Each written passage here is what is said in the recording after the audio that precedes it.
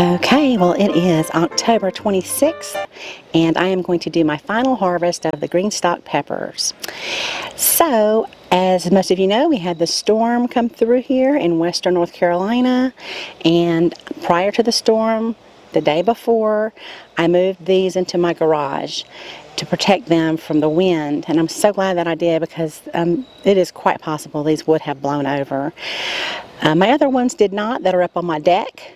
But these are a little bit more out in the open, so I thought that they might. So anyway, I protected them because I had a lot of peppers on here and I wanted to make sure that I was able to do this final harvest for you guys. Now, sometimes I will wheel these into my garage over the winter and bring them back out in the late spring, really. But I'm not going to do that this year. I've got a lot of other things on my list that I need to get done. So this will be my final harvest. I will not bore you guys with going through and showing you how I'm going to cut all these off. I will definitely show you what I come up with because there's a lot of peppers in here. So I'm really looking forward to getting in here and getting these done. Now I will say this, I was unable to water my pepper plants for probably a week and a half really, because we were without water for 8 days, and then it took me a while just to even think about doing something with the pepper plants. So they wilted pretty good, and the lack of water, because I did not want to use creek water to water them during that time period, because obviously a lot of the waterways and creeks and rivers are contaminated right now.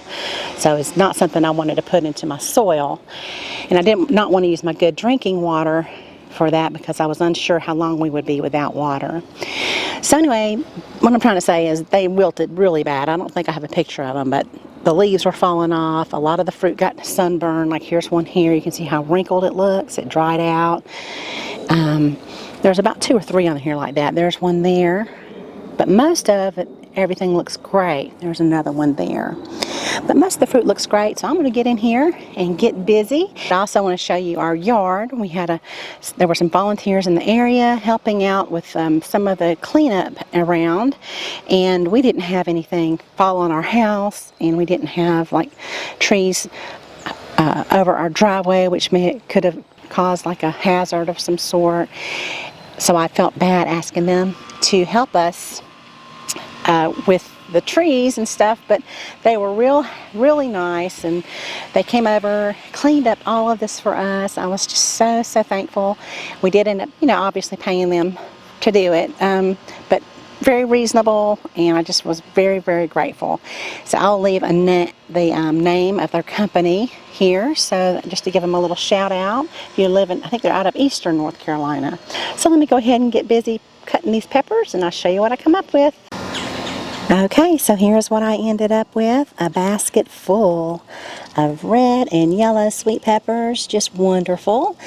And that might be my biggest harvest of this year. So this will be my final of 2024. I did leave a few on here, as you can see. I figured might as well just go ahead and see if those will ripen up. If not, if we get when we get our next freeze, I might just run out here and grab what's on there. So there's still a good bit on the green stalks. Now these were the ones that were damaged, and I do think that I can cut around the bad spots on those that dried out when I was unable to water them. So I think I can just cut around some of the bad spots and use some of those. So there you have it. Thank you guys so much for watching, and I will leave it here showing you the yard. So we do have some beautiful color here now in western North Carolina. Everything's still a little bit of a mess, but we're hanging in there. Keep the people in our area, please, in your prayers. And thanks so much for watching. Y'all have a beautiful day.